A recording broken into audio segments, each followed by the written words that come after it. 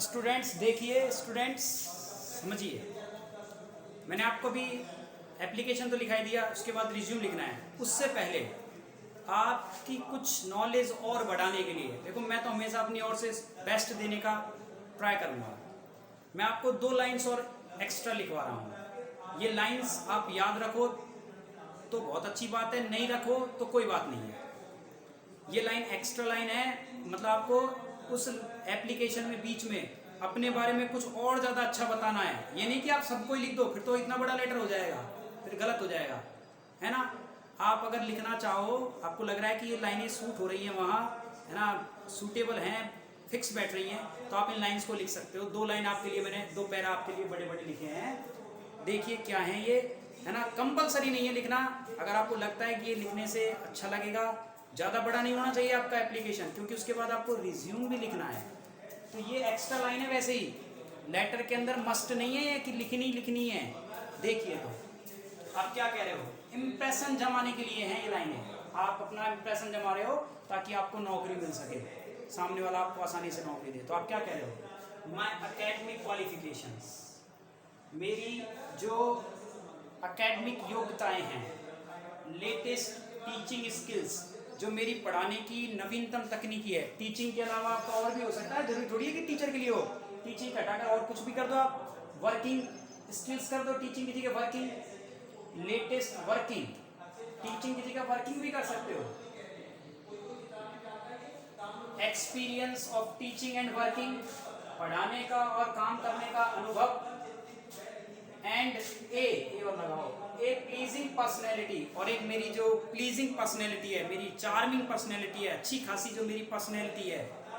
Make me a suitable candidate for the job, मुझे इस नौकरी के लिए एक उपयुक्त, एक बेस्ट कैंडिडेट बनाती है, उम्मीदवार बनाती है। ये सारे गुण है मेरे अंदर। आप ये बता रहे हो कि मेरी एकेडमिक क्वालिफिकेशन बहुत अच्छी है, मेरी टीचिंग स्किल्स लेटेस्ट है, मेरा एक्सपीरियंस, मेरी पर्सनैलिटी मुझे परफेक्ट क्या बनाती हैं, कैंडिडेट बनाती हैं।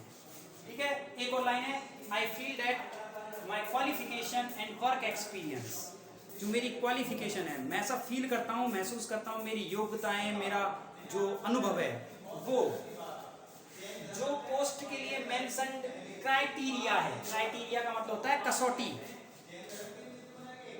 जो बतलाई गई पोस्ट है उसकी जो कसौटी है उससे वो मेल खाती है। मतलब मेरी योग्यता, मेरी जो अनुभव है, वो पोस्ट के लिए बतलाई गई कसौटी को पूरा करती है। मतलब तुमने जो जो योग्यताएं बताई हैं वो मेरे में हैं, आप ये कह रहे हो।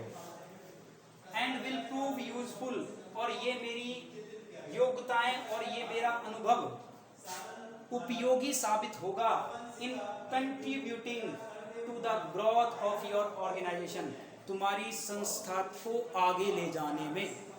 और मेरा ये वर्क एक्सपीरियंस, मेरा ये अनुभव, मेरी ये योग्यता तुम्हारे इस ऑर्गेनाइजेशन को आगे ले जाने में बड़ा उपयोगी साबित होगा। तो ये एक्स्ट्रा लाइन है, आप याद करो तो बहुत अच्छी बात है, नहीं तो कोई जरूरी नहीं, मैंने आपको एप्लीकेशन तो लिखा ही दिया है। अब बात करते हैं हम रिज्यूम की, अब चलते हैं हम रिज्यूम की ओर, वो जरूरी है। ये आपको कहीं आप लेटर के बाद इन्हें लिख दो, ध्यान रखना, ये एक्स्ट्रा लाइन से मैं लिख रखा है, सम इंपॉर्टेंट लाइंस, लेटर के बाद इनको लिख दो। लेटर के बाद सिर्फ रिज्यूम लिखा जाएगा, लास्ट में लिखा जाएगा योर्स फेथफुली, फिर आपका नाम, फिर आप लिखोगे एनक्लोजर्स, संलग्न क्या कर रहे हो आप, फिर वो लिख दोगे, मैं आपको बताऊंगा, फिर रिज्यूम लिखा जाएगा किस तरीके से। अब आप देखिए रिज्यूम किस तरह लिखा जाएगा। देखिए स्टूडेंट्स, ये रिज्यूम लिखा हुआ है आपके सामने, ये इस तरह फॉर्मेट बनाना है आपको। लेटर के बाद लेटर समाप्त हो जाए, उसके नीचे आप लिख दोगे इस तरह से ENCL, बताया मैंने आपको, एनक्लोजर्स, है ना। फिर आप ये शुरू करोगे, रिज्यूम एक लिखना है या फिर करिकुलम VIT, इसमें दोनों में से एक लिखना है, या तो रिज्यूम लिखो या CV लिखो। सबसे पहले आप लिखोगे पर्सनल डिटेल्स, आपका व्यक्तिगत विवरण। देखो क्या क्या लिखना है, नेम, अपना नाम लिख दो यहाँ जो भी है, तो फॉर्मेट है, एग्जाम्पल कराऊंगा जब समझाऊंगा। फादर्स नेम है तो आप कॉमन बातें आप खुद ही लिख लोगे, फादर का नाम, DOB लिखोगे, एड्रेस लिखोगे, अपना ईमेल ID लिखोगे, है ना। मैरिटल स्टेटस, वैवाहिक स्थिति कहते हैं इसको, वैवाहिक स्थिति, वैवाहिक स्थिति, आप सिंगल हो, मैरिड हो, है ना, मतलब आपकी शादी हुई है नहीं हुई है, अनमैरिड हो, नेशनलिटी आप सब जानते हो, आपकी नेशनलिटी क्या है, इंडियन है, ये तो लिख देता हूँ मैं, चलो भारतीय।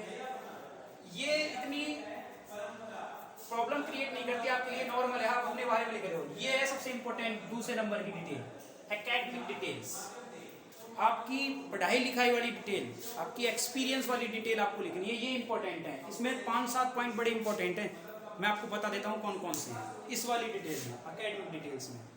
नंबर 1 आपकी क्वालिफिकेशन, नंबर 2 आपका एक्सपीरियंस, ध्यान से सुनना, नंबर 1 आपकी qualification, number 2 experience, number 3 skills और नंबर 4 रेफरेंस। ये तो लिखना ही लिखना है 4 तो, और बाकी आप 5-6 आप इंटरेस्ट लिखो, आप और लैंग्वेज लिखो, मैं ये जानता हूँ, मैं वो जानता हूँ, वो अलग बात है। ये 4-5 तो आपको लिखनी है। तो पहली एजुकेशनल, एजुकेशनल है ये नाम लगाओ पीछे, एजुकेशनल क्वालिफिकेशन, शैक्षणिक योग्यताएं आएंगी आपकी कि आपने क्या क्या कर रखा है, 10वीं में इतने परसेंट है, 12वीं में इतने परसेंट है, आपने बीए किया है, एमए किया है, बीटेक किया है, बीएससी किया है, जो भी है, जो भी किया आपने वो लिखो पूरा डिटेल से, ठीक है। ऐसे कॉलम लगा के सब जगह लगेगा ये कॉलम, 2 बिंदी। फिर एक्सपीरियंस, कितने साल का आपको एक्सपीरियंस है वो लिखना है यहाँ। फिर स्किल्स, आपके अंदर क्या क्या निपुणताएं हैं, कोई कहे कि मैं मतलब communication skills, fluency in English, अंग्रेजी में फ्लुएंसी है ना, और कोई कहे कि मेरी चार्मिंग पर्सनैलिटी है, मतलब कुछ भी कहे वो आपको स्किल्स बतानी है अपनी। 3 पॉइंट हो गए, यहाँ नीचे जगह नहीं बची, मैं आपको लिखने नीचे ही है, इसके नीचे ही लगातार कंटिन्यू, मैं यहाँ लिख करके बता रहा हूँ आपको, नीचे जगह नहीं रही। स्किल्स के बाद क्या लिखना होता है, स्किल्स के बाद लिखना होता है हॉबीज, ठीक है ना, नीचे लिखना है आपको स्किल्स के नीचे हॉबीज। आपकी हॉबीज क्या है, रीडिंग, राइटिंग, ड्राइंग, पेंटिंग, जो भी है, नॉवल रीडिंग, इस तरह आप लिखोगे। फिर आप लिखोगे आप लैंग्वेज इज नॉन,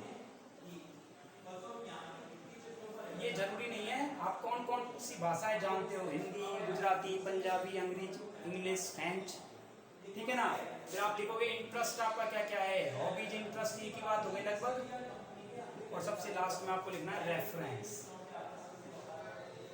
रेफरेंसेस, ये इंपॉर्टेंट है, ये लिखना ही सबसे लास्ट में यही आएगा। रेफरेंसेस का मतलब ये है कि आपने इससे पहले कहाँ कार्य किया है, उस आदमी का नाम, पद, सब चीज़ बतलाइए।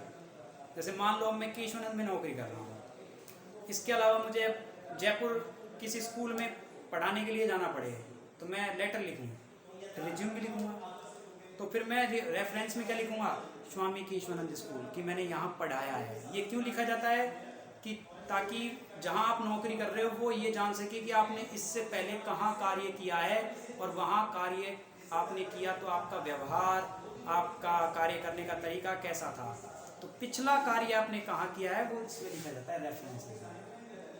ठीक है स्टूडेंट्स, इसी के साथ आपका जो ये रिज्यूम है वो क्या होता है, एंड होता है। ये फॉर्मेट आपका कंप्लीट हो गया है। अब बात करते हैं, हम क्वेश्चंस की बात करेंगे नेक्स्ट वीडियो में। तब तक के लिए धन्यवाद।